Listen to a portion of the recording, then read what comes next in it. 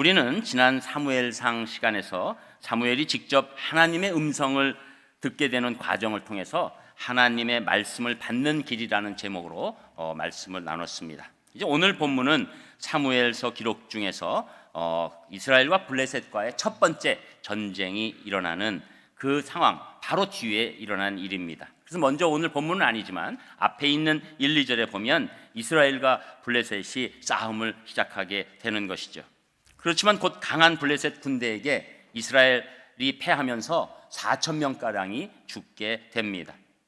남은 군인들이 진영으로 돌아오니까 이스라엘 장로들이 이제 너무나 황당하고 당황해서 어째서 우리가 블레셋 사람들에게 패하게 됐을까 한탄하면서 실로에 있는 언약궤를 가져오고 결국은 오늘 나오는 전쟁에서 결국 언약궤까지 뺏기게 되는 것이죠. 그래서 오늘의 제목이 언약궤를 이스라엘이 빼앗긴 이유를 말씀하게 됩니다. 그런데 여러분, 언약궤는 하나님의 임재를 상징하는 것이죠. 그래서 오늘의 제목을 다른 말로 하면 하나님의 임재가 떠난 이유, 그것을 말씀하고 있는 것이죠. 그 이유를 네 가지로 살펴보겠습니다. 먼저 첫 번째, 하나님의 임재가 떠난 이유는 보이지 않는 하나님보다 보이는 성물을 더 의지했기 때문이다, 이 말씀을 해주시는데 그 말씀이 여러분 읽으셨지만 3절에 나옵니다. 우리 3절의 말씀 한 목소리로 또 읽어보겠습니다. 3절 시작. 백성이 진영으로 돌아오매 이스라엘 장로들이 이르되 여호와께서 어찌하여 우리에게 오늘 블레셋 사람들 앞에 패하게 하셨고 여호와의 언약궤를 실로에서 우리에게로 가져다가 우리 중에 있게 하여 그것으로 우리를 우리 원수들의 손에서 구원하게 하자 하니 아멘. 이미 듣자마자 4,000명 죽는 손실 가운데서 전쟁에 일단 패하게 되니까 블레셋 사람들이 이스라엘에 대하여 전열을 벌이고 또 둘이 싸우는 그 상황에서 이제 이 완전 패잔병이 돼서 백성들에게 돌아가게 되는 것이죠.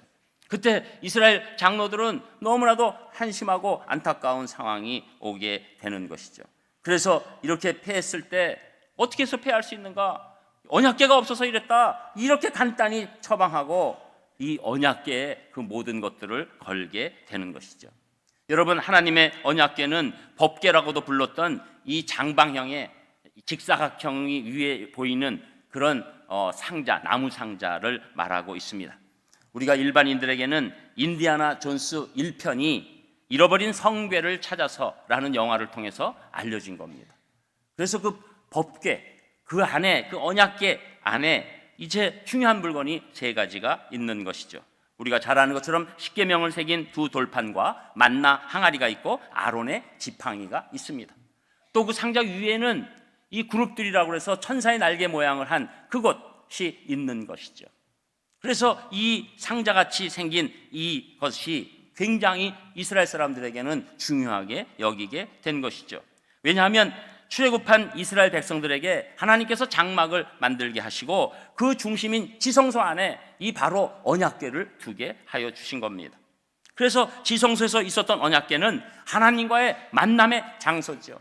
그곳에서 대제사장이 이스라엘의 뜻을 드리고 하나님의 뜻을 받는 놀라운 만남의 장소였습니다. 그래서 출애굽기 25장 22절에 보면 거기서 내가 너와 만나고 속죄소 위 곧 증거궤 위에 있는 두 그룹 사이에서 내가 이스라엘 자손을 위하여 내게 명령한 모든 일을 내게 이르리라. 하나님으로부터 응답받는 장소, 놀라운 장소가 되는 것이니까 결국은 그 장소에서 하나님의 임재를 느끼는 것입니다. 그래서 언약궤 하면 하나님 임재의 상징이에요. 그런데 이스라엘 장로들이 이 하나님의 언약궤를 전쟁에 패하자 가지고 와서 전쟁에 갖고 나가기를 원했습니다. 왜 그랬습니까? 이스라엘 장로들은 눈으로 보이는 언약궤 자체에 무슨 신비한 능력이 있다고 생각했기 때문이죠. 언약궤를 앞세웠던 과거 이스라엘들은 요단강을 건너고 여리고 성을 물리칠 때 그 언약궤가 앞섰기 때문에 이겼다고 생각한 것입니다. 언약궤와 함께한 이스라엘들 항상 승리했으니까 언약궤가 아주 대단한 능력이 있는 물건, 언약궤 자체가 능력의 물건이라고 생각한 것이죠.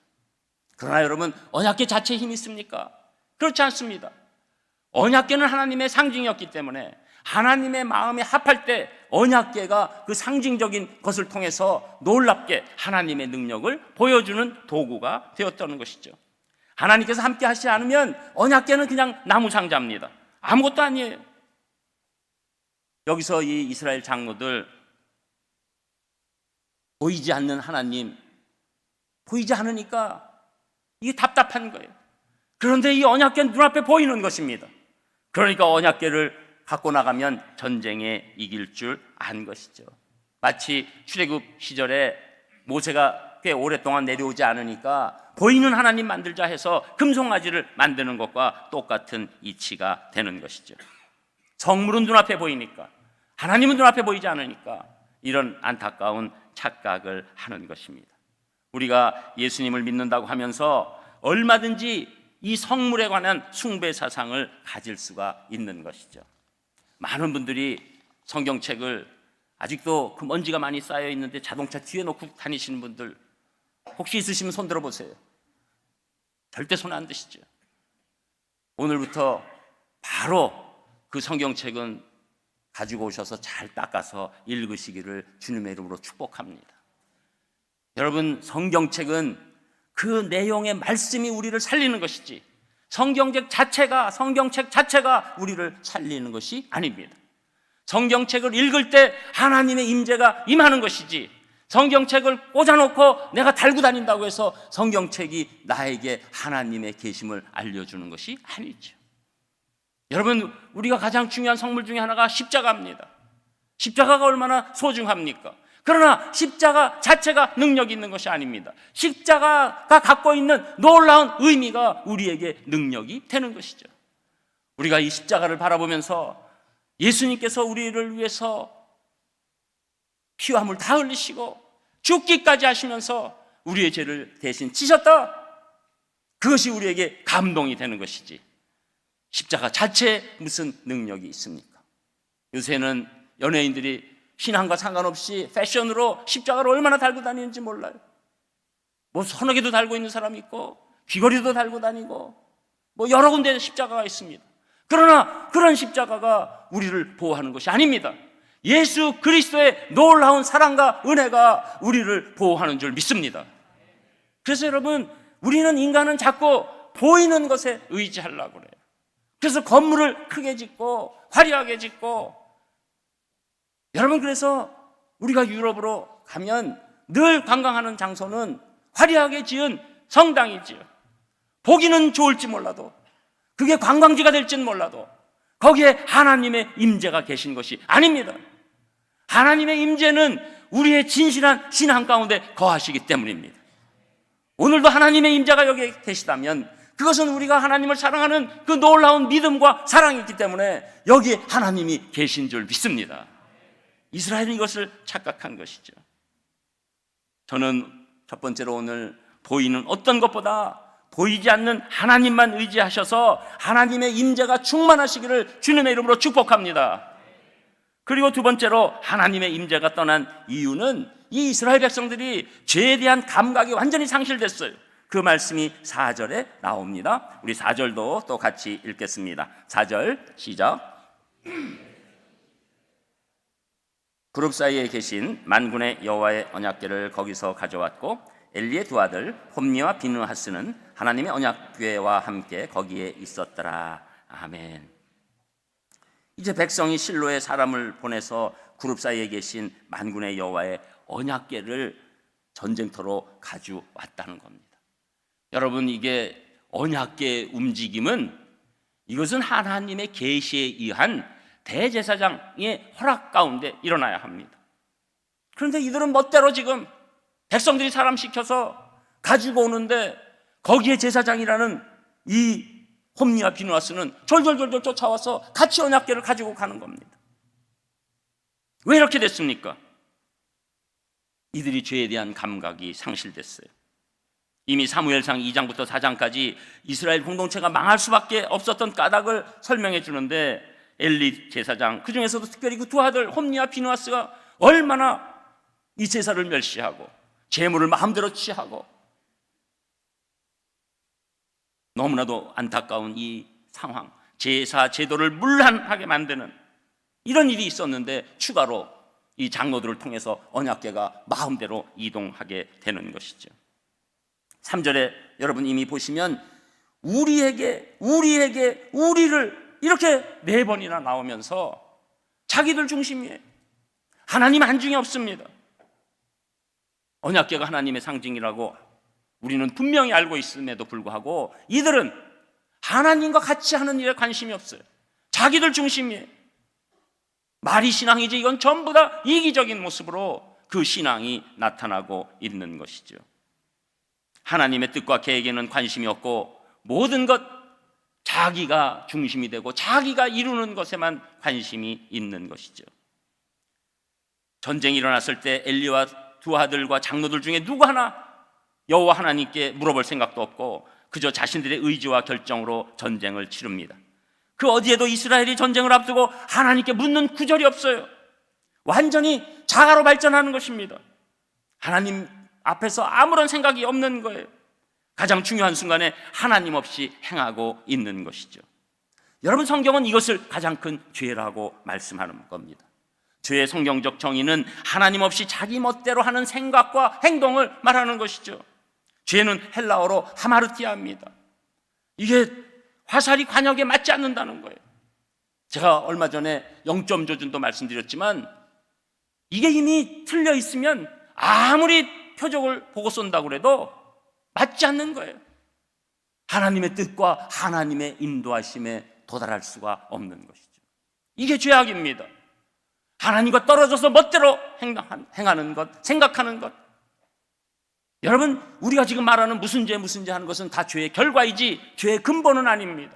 죄의 근본은 하나님과 떨어져 있어서 멋대로 생각하고 행할 때 그것을 죄라고 하는데 오늘 이스라엘의 제사장과 백성들이 동시에 이 큰 죄악을 지고 있는 것이죠.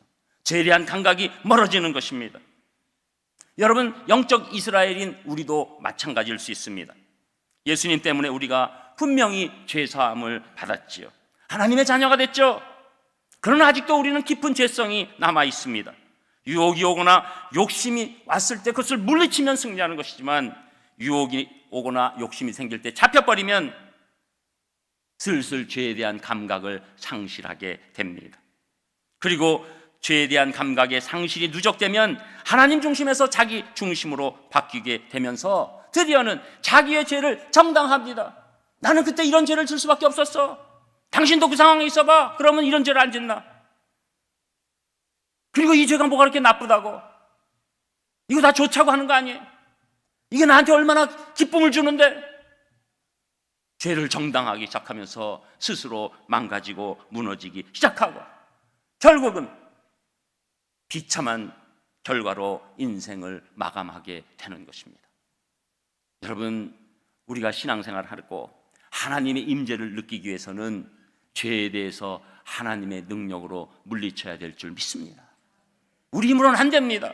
그러나 하나님의 능력과 성령님의 도우심이 있으면 우리는 능히 죄를 물리칠 수 있습니다. 그래서 오늘 이 말씀 가운데서 여러분, 무슨 일이 있어도 죄에 대해서 민감해져서 하나님의 임재가 충만하시기를 주님의 이름으로 축복합니다. 그리고 세 번째로 하나님의 임재가 떠난 이유는 이들이 지금 영적 판단력이 상실돼 버렸어요. 그 말씀이 5절에서 9절까지 나오는데 조금 깁니다. 길어도 인내를 가지시고 우리 5절에서 9절까지 한 목소리로 같이 읽겠습니다. 5절 시작.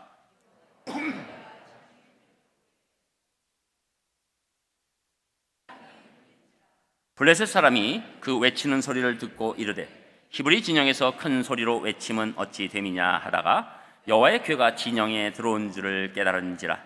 블레셋 사람이 두려워하여 이르되 신이 진영에 이르렀도다 하고 또 이르되 우리에게 화로다. 전날에는 이런 일이 없었도다. 우리에게 화로다. 누가 우리를 이 능한 신들의 손에서 건지리요. 그들은 광야에서 여러 가지 재앙으로 애굽인을 친 신들이니라. 너희 블레셋 사람들아, 강하게 되며 대장부가 되라. 너희가 히브리 사람의 종이 되기를 그들이 너희의 종이 되었던 것 같이 되지 말고 대장부같이 되어 싸우라 하고. 아멘. 이 얘기가 길게 나옵니다.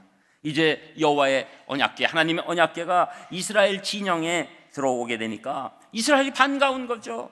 이제 보이는 그 언약궤, 이제 하나님이 힘이 언약궤 가운데 있을 테니까 이 언약궤 오면 우린 이긴다.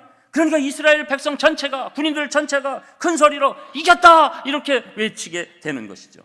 갑자기 큰 소리가 나니까 이 블레셋 사람들, 군인들이 그 외치는 소리에 처음에는 너무 놀란 거예요. 이 이스라엘 진영에서 큰 소리로 외치니 무슨 일이지? 그 유명한 언약궤가 진영에 들어왔대네. 두려워진 겁니다. 그러면서 이제는 우리에게 화다, 우리 다 죽게 됐다. 왜?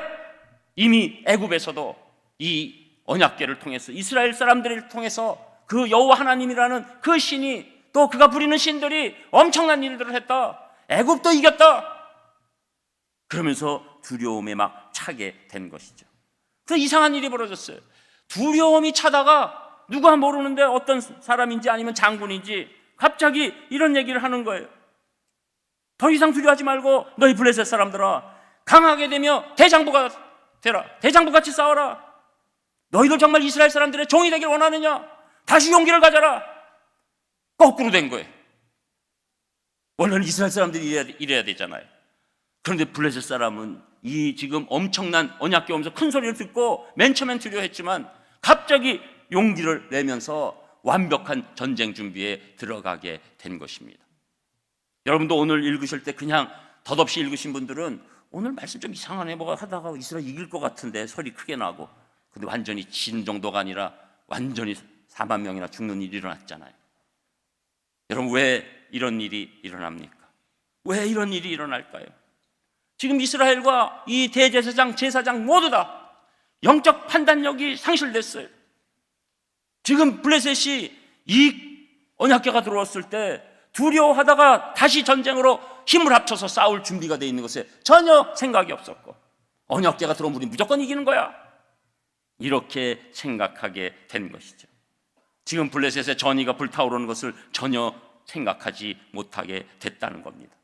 어쩌다가 이스라엘은 이렇게 사리를 분별하지 못하게 됐습니까? 여러분, 다른 것 없지요. 이들은, 이스라엘 이 백성들은 말씀하시는 하나님의 메시지를 분별할 줄 아는 영적 판단력을 잃어버렸습니다. 하나님께서는 이미 이스라엘 심판하시고 엘리의 집을 심판하시겠다고 여러 번 말씀하셨습니다. 드디어 하나님은 시행하셨고, 브레셋과의 전투에서 2절에 보면 4천이나 되는 이스라엘 군대가 이미 죽었어요. 그런 일이 일어나면 이게 왜 이랬을까? 하나님께서 왜 이러셨지 생각해 봐야 됐습니다. 그리고 하나님 앞에서 영적 판단력을 동원해서 완전히 회개하고 돌이켜서 하나님의 힘을 구해야 됐어요.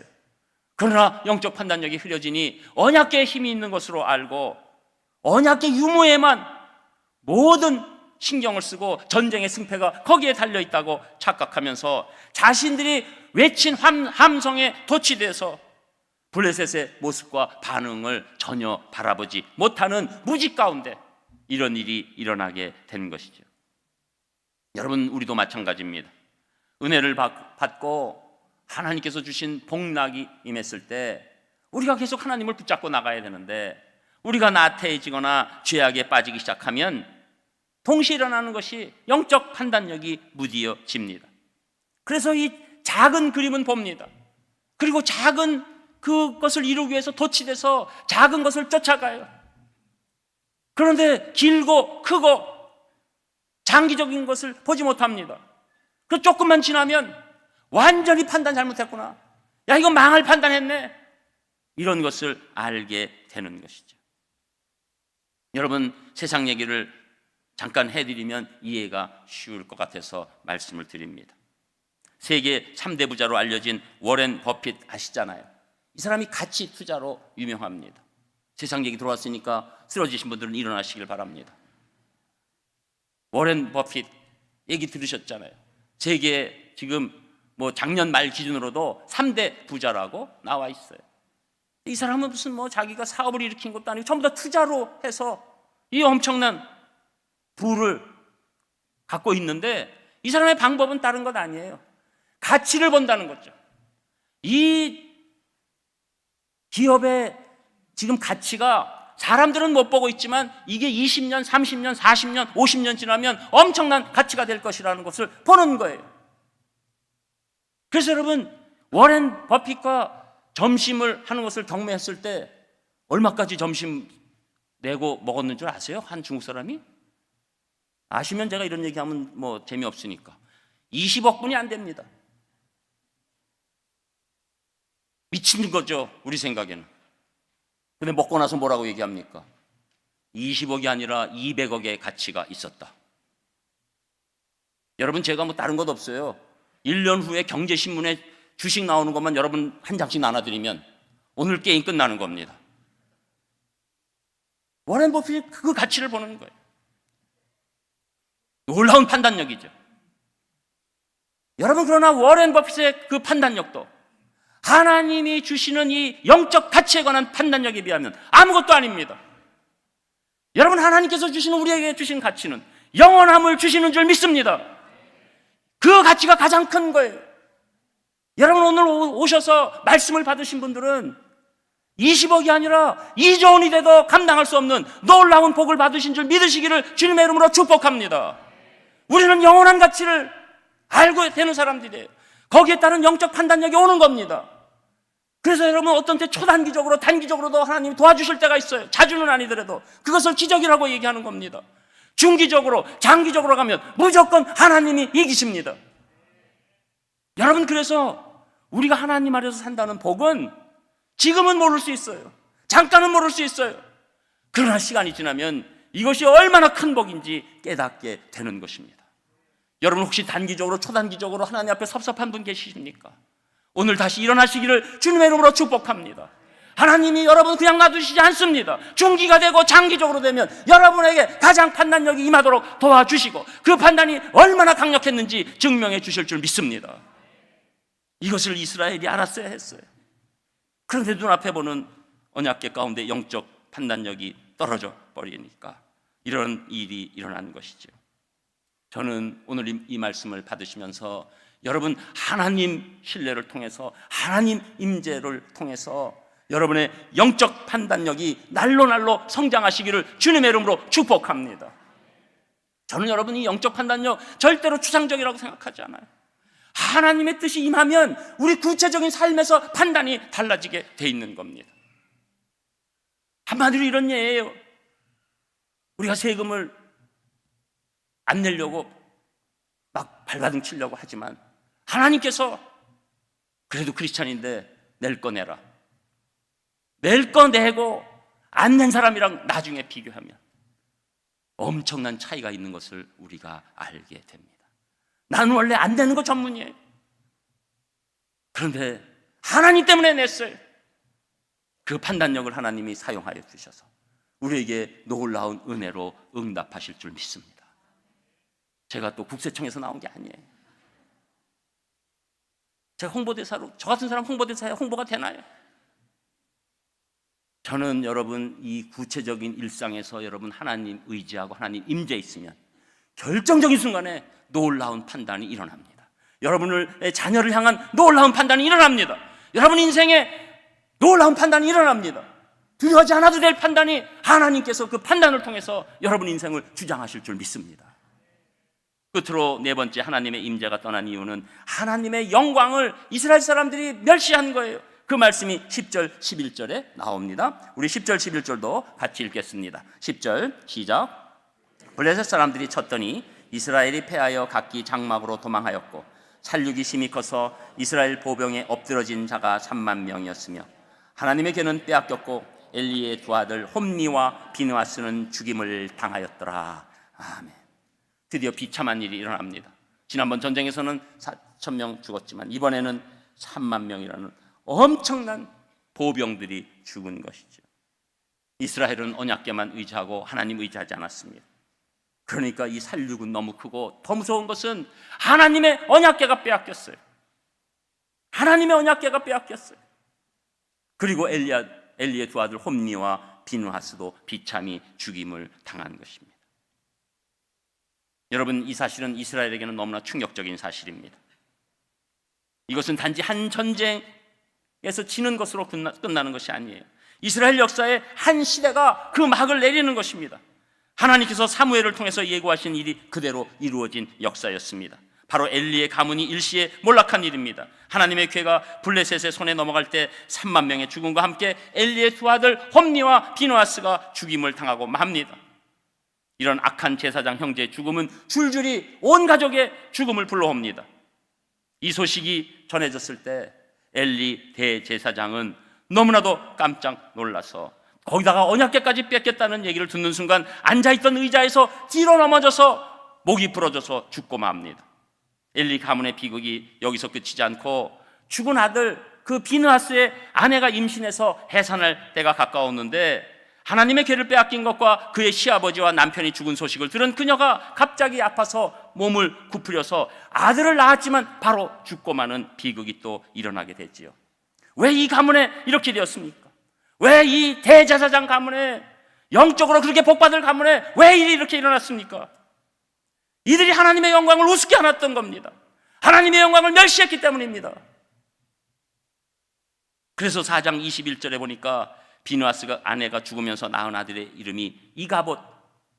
그런데 그 뜻은 하나님의 영광이 이스라엘에서 떠났다. 여러분, 우리가 왜 삽니까?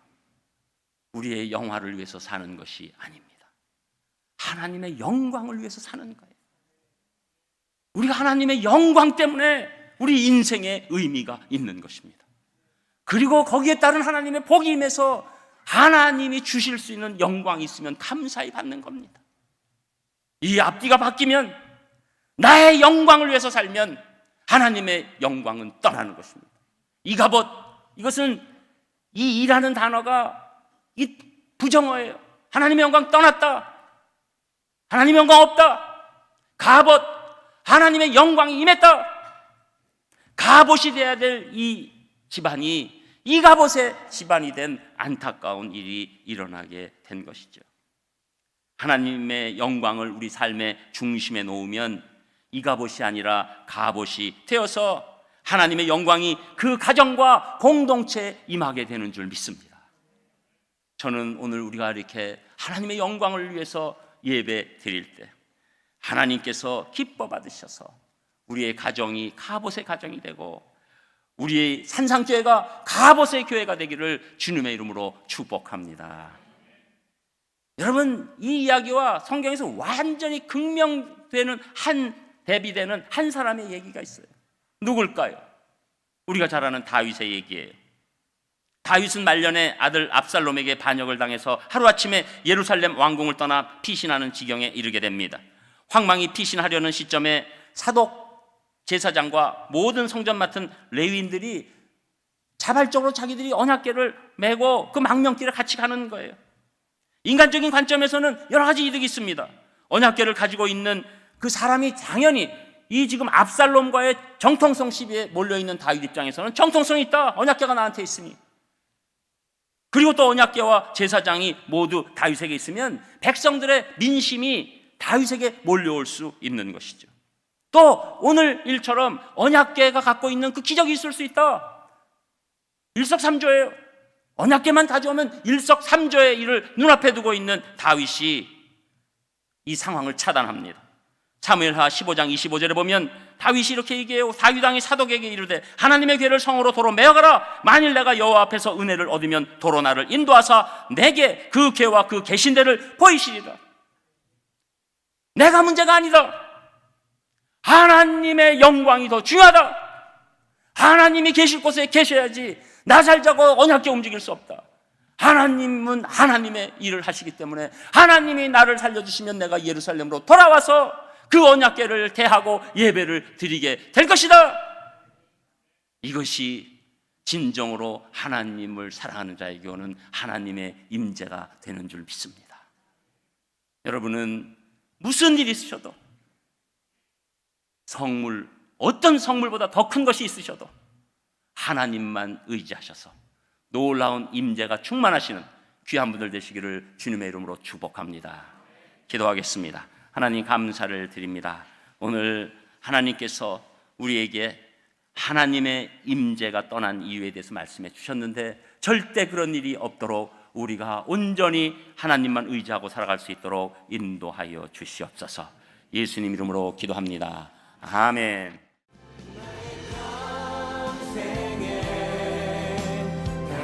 가지